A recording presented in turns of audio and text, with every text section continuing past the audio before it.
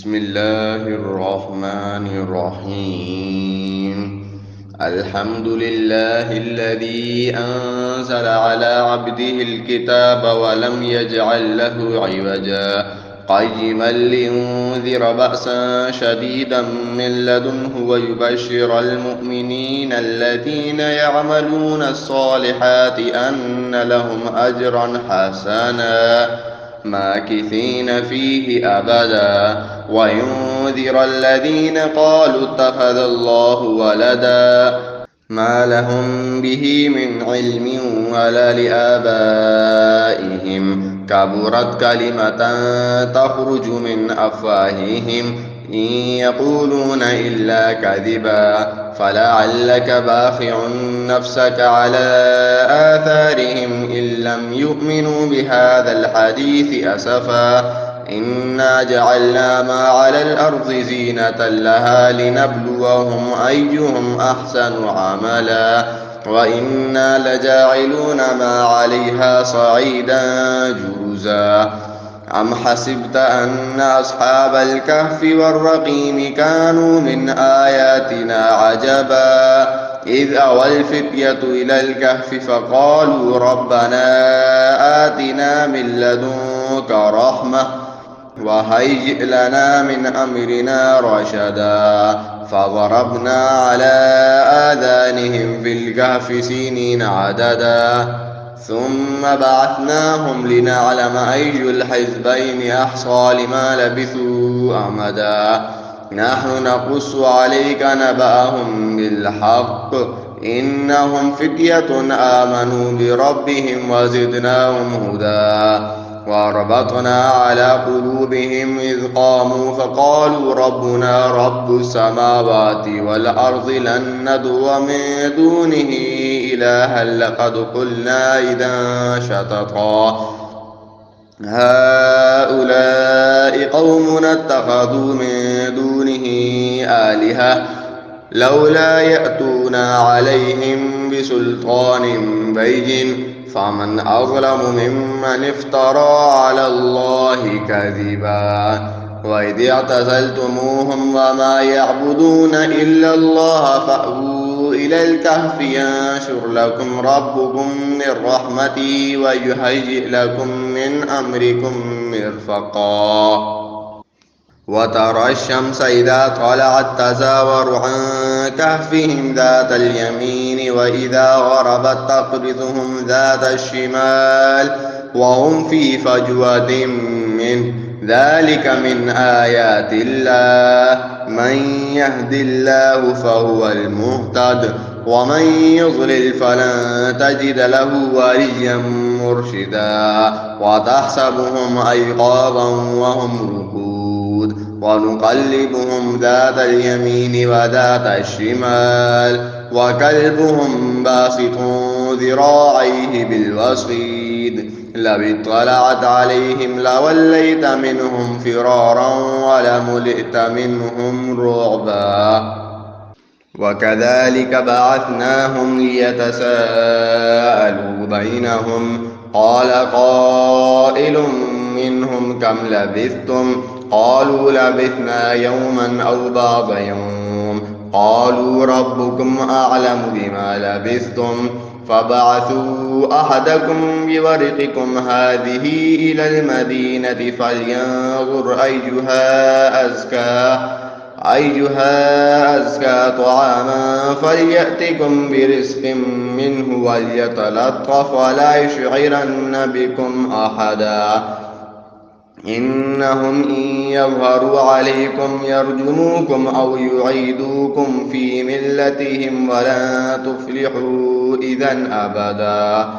وكذلك أعثرنا عليهم ليعلموا أن وعد الله حق وأن الساعة لا ريب فيها إذ يتنازعون بينهم أمرهم فقالوا ابنوا عليهم بنيانا ربهم أعلم بهم قال الذين غلبوا على أمرهم لنتخذن عليهم مسجدا سيقولون ثلاثة رابعهم كلبهم ويقولون خمسة سادسهم كلبهم رجما بالغيب، ويقولون سبعة وثامنهم كلبهم، قل ربي أعلم بعدتهم ما يعلمهم إلا قليل، فلا تمار فيهم إلا مراء ظاهرا ولا تستفت فيهم منهم أحدا، ولا تقولن لشيء إني فاعل ذلك غدا إلا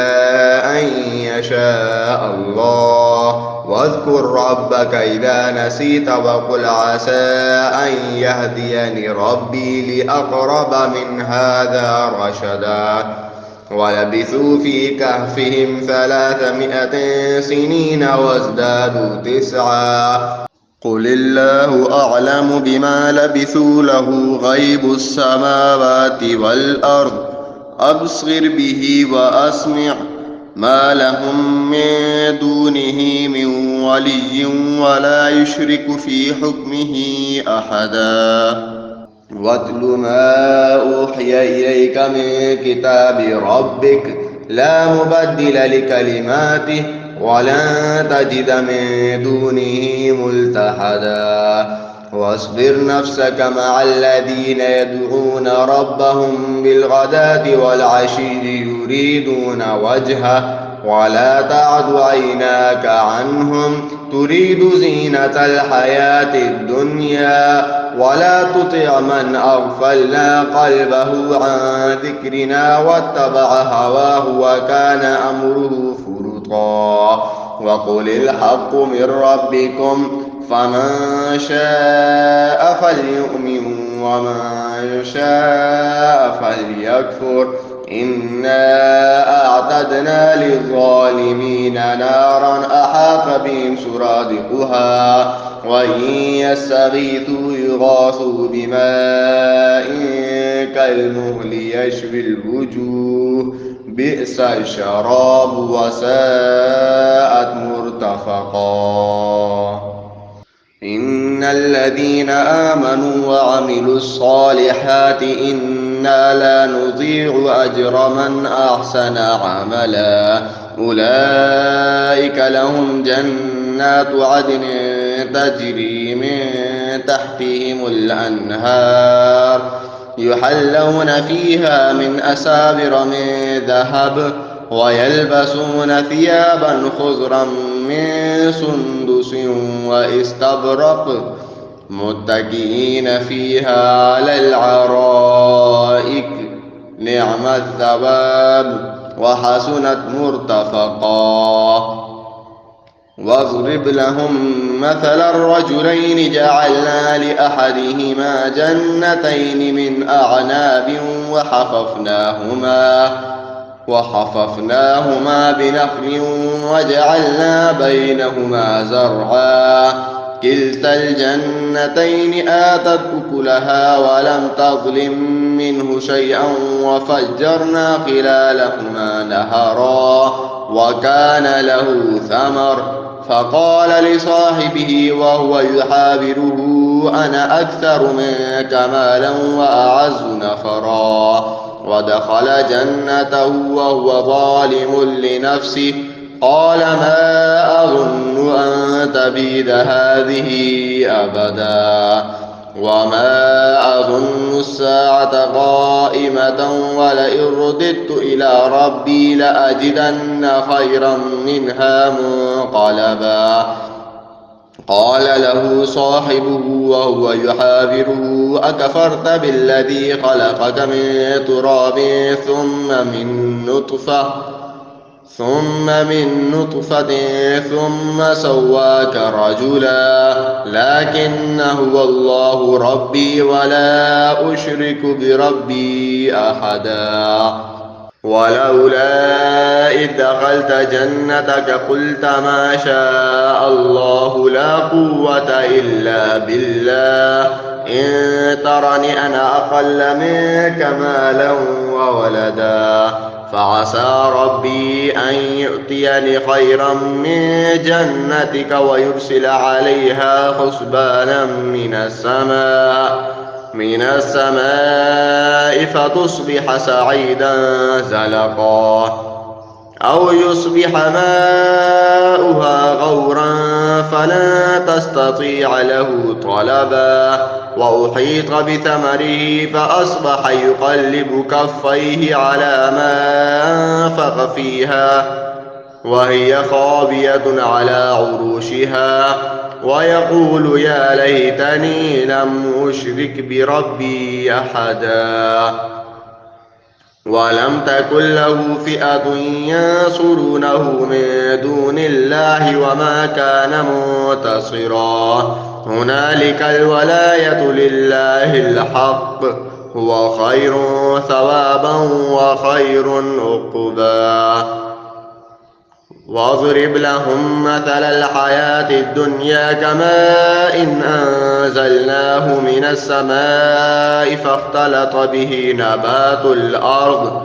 فأصبح حشيما تذروه الرياح وكان الله على كل شيء مقتدرا المال والبنون زينة الحياة الدنيا والباقيات الصالحات خير عند ربك ثوابا وخير أملا ويوم نسير الجبال وترى الأرض بارزة وحشرناهم فلم نغادر منهم أحدا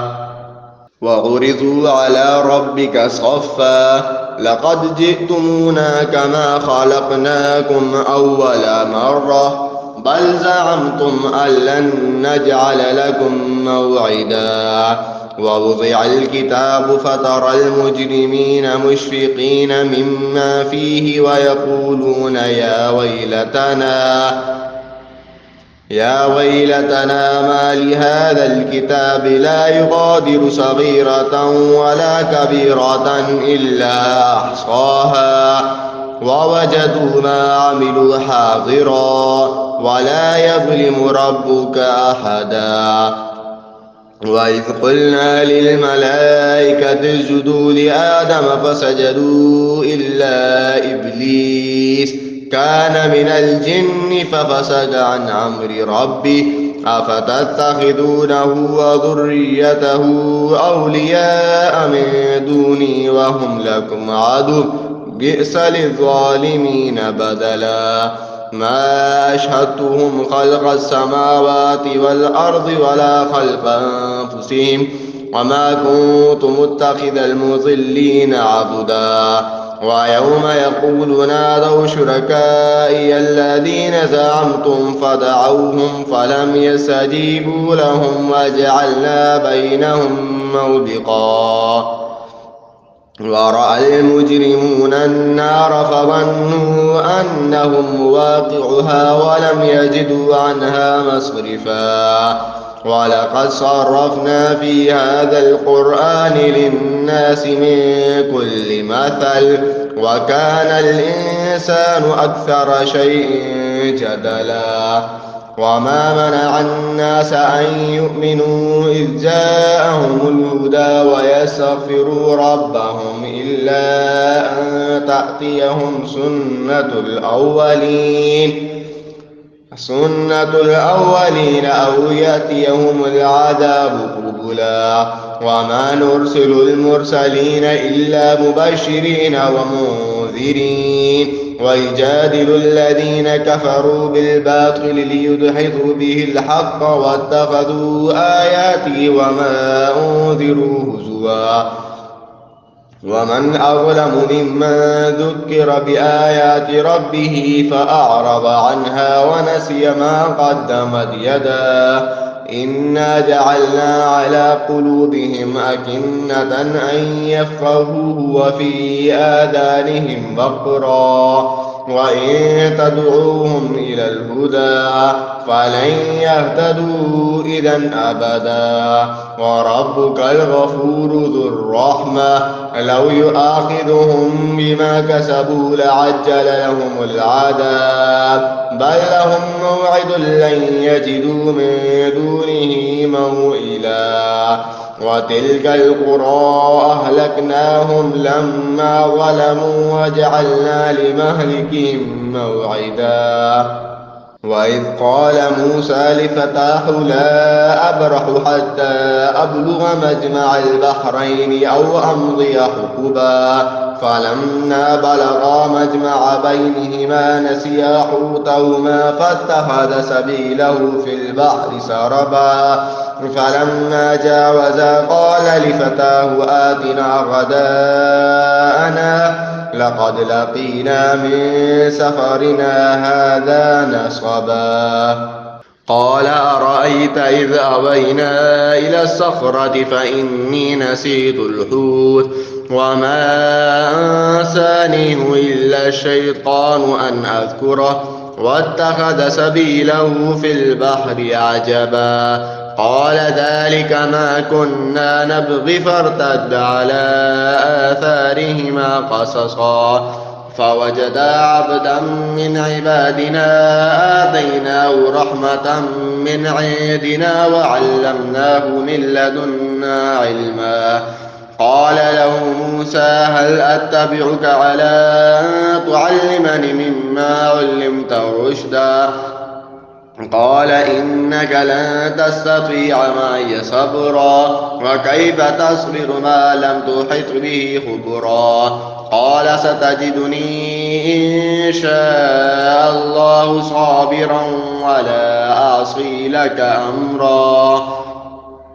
قال فإن اتبعتني فلا تسألني عن شيء حتى أحدث لك منه ذكرا فانطلقا حتى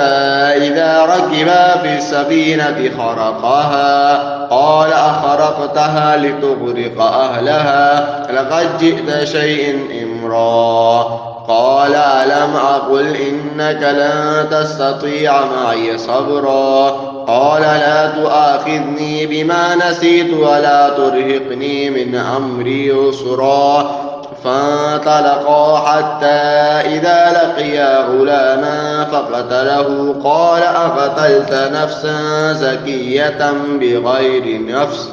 لقد جئت شيئا نكرا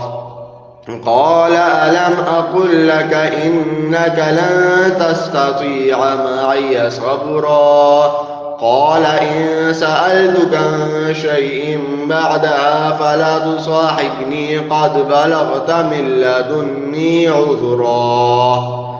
فانطلقا حتى إذا أتيا أهل قرية استطعما أهلها فأبوا أن يضيفوهما فوجدا فيها جدارا يريد أن ينقض فأقامه قال لو شئت لاتخذت عليه أجرا قال هذا فراق بيني وبينك سأنبئك بتأويل ما لم تستطع عليه صبرا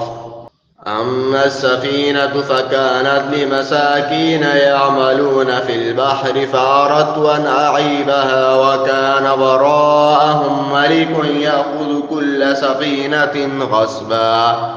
وأما الغلام فكان أبواه مؤمنين فخشينا أن يرهقهما طغيانا وكفرا فأردنا أن يبدلهما ربهما خيرا منه زكاة وأقرب رحما وأما الجدار فكان لغلامين يتيمين في المدينة وكان تحته كنز لهما وكان أبوهما صالحا فأراد ربك أن يبلغا أشدهما ويستخرجا كنزهما رحمة من ربك وما فعلته عن أمري ذلك تأويل ما لم تسطع عليه صبرا ويسألونك عن ذي القرنين قل سأتلو عليكم منه ذكرا إنا مكنا له في الأرض وآتيناه من كل شيء سببا فأتبع سببا حتى إذا بلغ مغرب الشمس وجدها تغرب في عين حمئة ووجد عندها قوما قلنا يا ذا القرنين إما أن تعذب وإما أن تتخذ فيهم حسنا قال أما من ظلم فسوف نعذبه ثم يرد إلى ربه فيعذبه عذابا نكرا وأما من آمن وعمل صالحا فله جزاء الحسنى وسنقول له من أمرنا يسرا ثم أتبع سببا حتى إذا بلغ مطلع الشمس وجدها تطلع على قوم لم نجعل لهم من دونها سترا كذلك وقد أحطنا بما لديه خبرا ثم أتبع سببا حتى إذا بلغ بين السدين وجد من دونهما قوما لا يكادون يفقهون قولا قالوا يا ذا القرنين إن يأجوج ومأجوج مفسدون في الأرض فهل نجعل لك خرجا على أن تجعل بيننا وبينهم سدا قال ما مكني فيه ربي خير فاعينوني بقوة أجعل بينكم وبينهم ردما آتوني زبر الحديد حتى إذا ساوى بين الصدفين قال انفخوا حتى إذا جعله نارا قال آتوني أفرغ عليه قطرا فما استطاعوا أن يظهروه وما استطاعوا له نقبا قال هذا رحمة من ربي فإذا جاء وعد ربي جعله دكا وكان وعد ربي حقا فتركنا بعضهم يومئذ يموج في بعض ونفخ في الصور فجمعناهم جمعا وعرضنا جهنم يومئذ للكافرين عرضا الذين كانت أعينهم في غطاء عن ذكري وكانوا لا يستطيعون سمعا أفحسب الذين كفروا أن يتخذوا عبادي من دوني أولياء إنا أعتدنا جهنم للكافرين نزلا قل هل ننبئكم بالأخسرين أعمالا الذين ضل سعيهم في الحياة الدنيا وهم يحسبون أنهم يحسنون صنعا أولئك الذين كفروا بآيات ربهم ولقائه فحبطت أعمالهم فلا نقيم لهم يوم القيامة وزنا ذلك جزاؤهم جهنم بما كفروا واتخذوا آياتي ورسلي هزوا إن الذين آمنوا وعملوا الصالحات كانت لهم جنات الفردوس نزلا خالدين فيها لا يبغون عنها حولا قل لو كان البحر مدادا لكلمات ربي لنفد البحر قبل أن تنفد كلمات ربي ولو جئنا بمثله مددا قل إنما أنا بشر مثلكم يوحى إلي أنما إلهكم إله واحد